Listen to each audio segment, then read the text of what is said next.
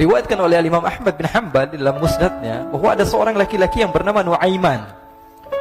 Ini Nuaiman, di kehidupan Rasul sallallahu alaihi wasallam ada orang yang seperti itu gitu. Orang yang sering minum minuman keras.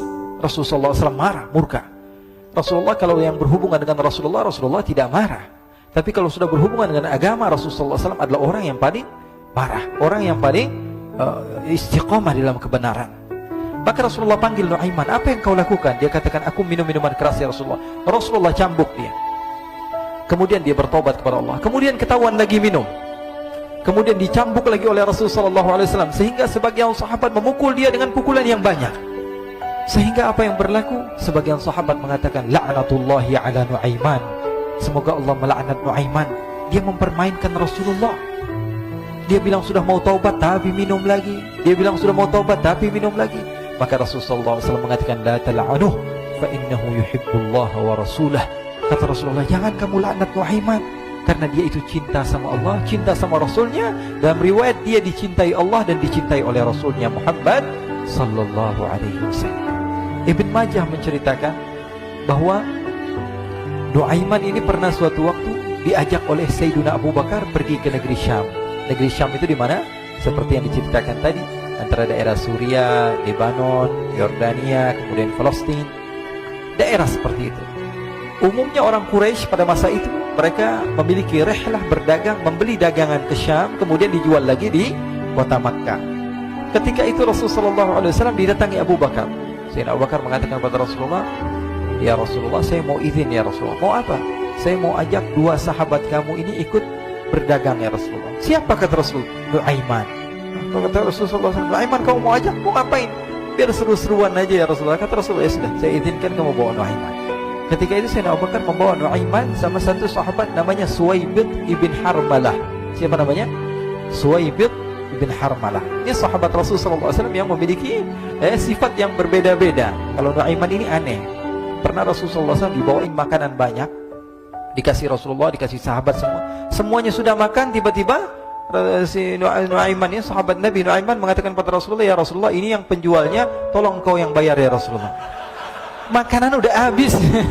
Makanan udah habis. Rasulullah SAW bingung, saya yang bayar. Akhirnya Rasulullah katakan kepada sahabat, ayo keluarkan uang, kita patungan, kita bayar. Rasulullah aja dimainin, apalagi kita orang. Sallu ala Nabi Muhammad. Nuaiman diajak Sayyidina Abu Bakar. Kata Rasulullah SAW, benar kamu mau ajak Nuaiman? Iya ya Rasulullah. Diajaklah. Diceritakan dalam riwayat Ibn Majah, diceritakan juga dalam Siyar A'lam An-Nubala, diceritakan juga dalam Musnadnya Imam Ahmad bin Hanbal, dalam riwayat Imam Ahmad bin Hanbal. Maka diceritakan Nuaiman diajak oleh Sayyidina Abu Bakar. Sesampainya di negeri Syam, semua dibagi tugas. Fulan bin Fulan kerjaannya ini, Fulan bin Fulan kerjaannya ini, semua memiliki kerjaan. Nuaiman tanya, wahai Abu Bakar, kerjaannya saya apa wahai Abu Bakar? Kata Sayyidina Abu Bakar, kamu mau ngapain terserah kamu wahai Nuaiman. Yang penting kamu ikut saya kan. Kemudian satu di antara mereka namanya Suwaibid ibn Harmalah. Ditanya oleh Sayyidina Abu Bakar, wahai Suwaibid, kamu mau kerjaan apa? Kata Suwaibid, terserah kamu wahai Abu Bakar. Kata Sayyidina Abu Bakar, kamu menjaga makanan, karena saya tahu kamu ini adalah orang yang senantiasa menjaga amanah. Suwaibid ini kalau disuruh maju dia maju, disuruh mundur dia mundur, disuruh ke kanan dia ke kanan, disuruh ke kiri dia ke kiri. Orang yang ikut aja.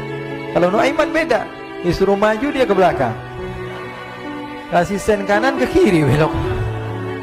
Nuaiman itu orang yang berbeda. Maka Suwaibid mendapatkan tugas, semua mendapatkan tugas kecuali Nuaiman. Sehingga ikhwani, apa yang berlaku, apa yang terjadi? Sayyidina Abu Bakar pergi sibuk dengan kesibukannya, sehingga datanglah waktu siang. Nuaiman sudah lapar. Nuaiman cari makanan. Dia nggak punya uang, diajak Sayyidina Abu Bakar tapi tidak diberikan uang. Sehingga dia cari-cari makanan. Dia tahu Suwaibid yang jaga makanan, dikatakan, wahai Suwaibid, saya mau makan, berikan kepada saya satu roti saja. Yang terpenting apa? Saya makan sekarang, saya sudah lapar. Kata Suwaibid, ya Allah Nuaiman, kita tunggu Abu Bakar saja sehingga dia datang, karena ini amanat. Amanat dari Abu Bakar, saya tidak boleh berikan kepada siapapun kecuali atas izin Abu Bakar. Kata Nuaiman, kasih saya makanan, kalau tidak saya bikin masalah sama kamu. Merah wajahnya Suwaibid, karena dia tahu, jangankan saya, Rasulullah jadi mainin. Bingung, apa yang harus saya lakukan? Akhirnya Nuaiman bilang, gampangannya aja, kata Nuaiman, kamu kasih saya makanan, atau kalau tidak saya bikin masalah sama kamu. Bingung Suhaib, pikir panjang. Setelah itu dia katakan, ya sudah Nuaiman, saya tetap mau jaga amanah Abu Bakar, karena saya takut ini adalah perintahnya Allah, perintahnya Rasulullah SAW, dan perintah daripada Abu Bakar, sahabatnya Nabi. Kata Nuaiman, kalau memang begitu kamu maunya, ya sudah, berarti kamu ngajakin berantem sama saya. Nuaiman pergi ke pasar. Dia cari-cari tempat penjualan hamba sahaya. Dia lihat-lihat beberapa hamba sahaya. Ini berapa harganya? Ini katanya 10 qalanis. Ini berapa? Ini harganya, hitungan orang zaman dahulu, kita sih hitung seperti dirham, berapa ratus dirham gitu, 200 dirham. Yang ini berapa? 300 dirham. Yang ini berapa harga hamba sahaya? 300 dirham. Harganya antara 300, 200 sampai 100. Kemudian Nuaiman mengatakan kepada penjual hamba sahaya tersebut, saya punya juga hamba sahaya, tapi saya jual cuma 20 dirham saja, murah. Apa benar ada hamba saya harganya segitu? Iya, karena dia punya aib, ada kekurangan. Apa? Nanti kalau kalian tangkap, dia bakalan teriak, saya ini bukan hamba sahaya, tapi orang merdeka. Akhirnya semua orang berkumpul mau beli. Ini Nuaiman sama Nuaiman diajak ke Suhaib bin Harmalah tadi.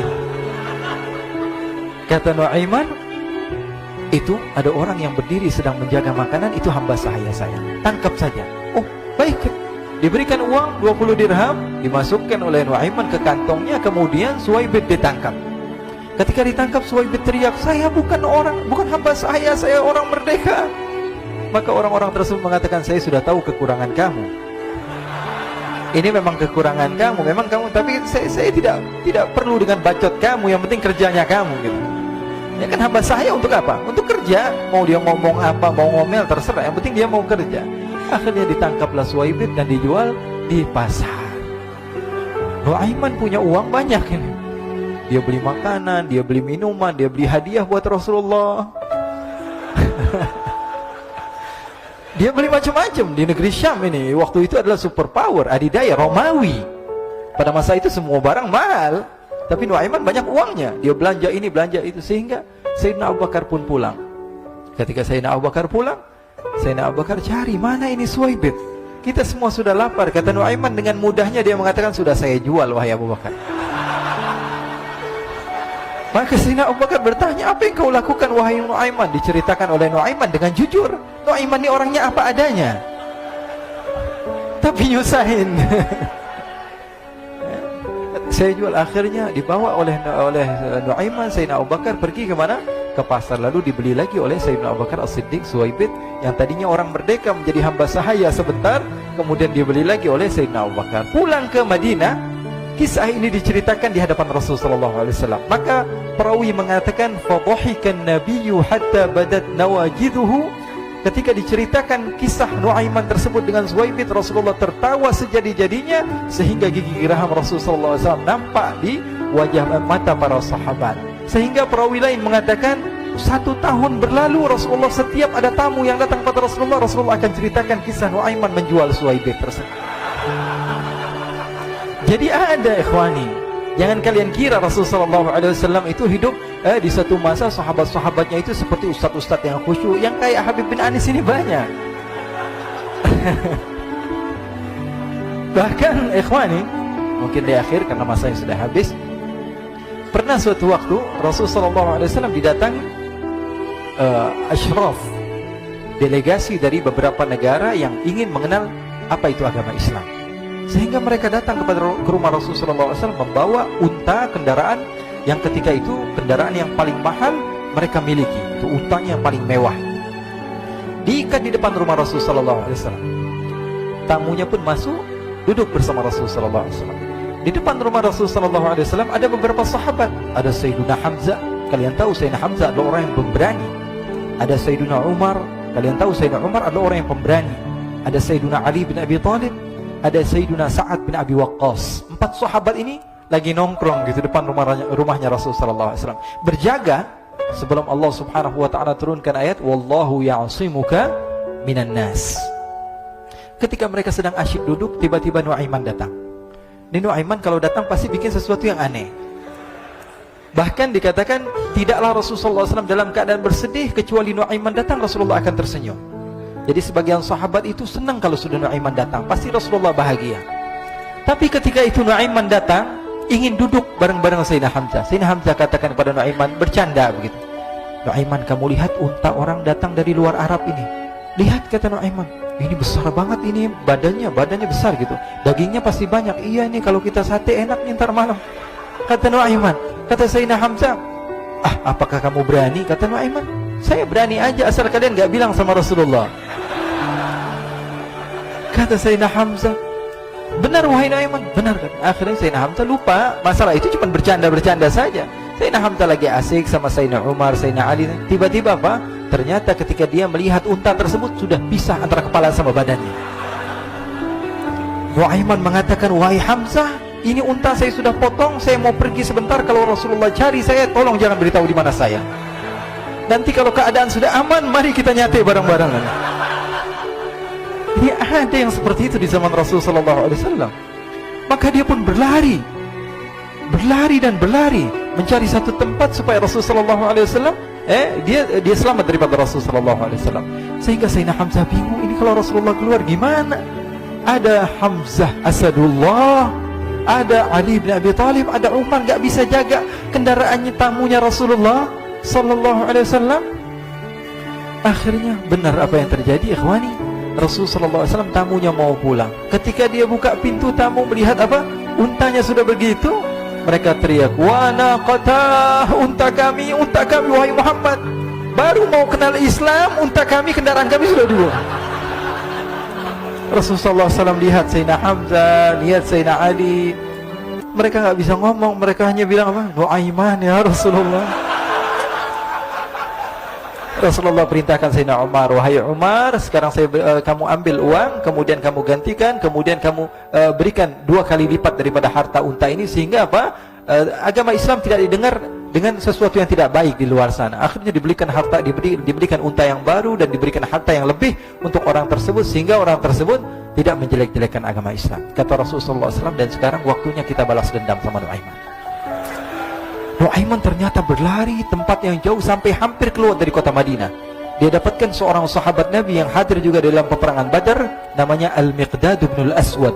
Siapa namanya? Al-Miqdad bin Al-Aswad ketika itu sedang menggali sumur. Ketika sedang menggali sumur, Nuaiman datang.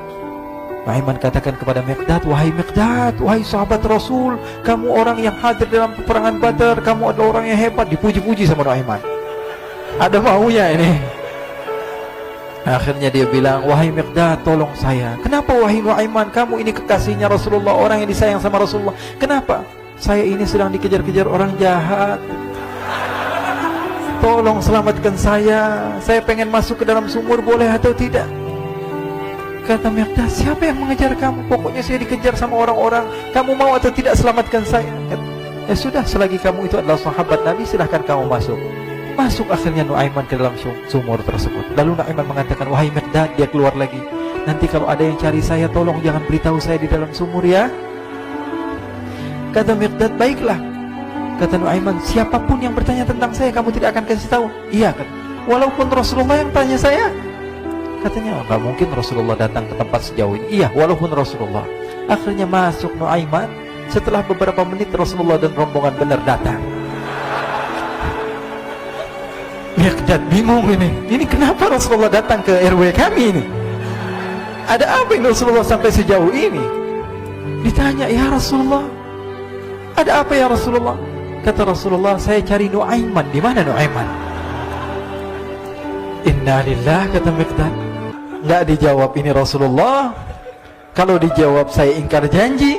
Akhirnya apa dia katakan? Wahai Rasulullah, mata saya tidak memandang kepada Nuaiman, tapi tangannya nunjuk ke dalam sumur. Sahabat. Apa dia bilang? Mata saya tidak melihat kepada Nuaiman, tapi tangannya nunjuk ke sumur. Akhirnya dibuka sama Rasulullah, Nuaiman muncul. Kata Rasulullah, Nuaiman, kamu bikin malu saya, wahai Nuaiman. Ya Rasulullah, yang bersalah bukan saya, tapi orang yang mencari saya bersama kamu, ya Rasulullah. Akhirnya Rasulullah nengok, siapa? Ternyata Nuaiman sudah lari kabur. Sallu ala Nabi Muhammad. Kisah-kisah seperti ini sebenarnya banyak sekali, ya. Ini menunjukkan kepada kita bahwa kehidupan Rasulullah itu begitu indah. Rasulullah SAW, kalau kamu mau menjadi orang yang baik, contoh Rasulullah. Mau menjadi bapak yang baik, contoh Rasulullah. Mau menjadi pemimpin peperangan yang baik, Rasulullah. Mau menjadi murid yang terbaik, contoh Rasulullah. Bagaimana akhlak Rasulullah. Mau menjadi suami yang baik, contoh Rasulullah. Dalam segala hal, apapun itu, Rasulullah SAW adalah makhluk yang paling terbaik.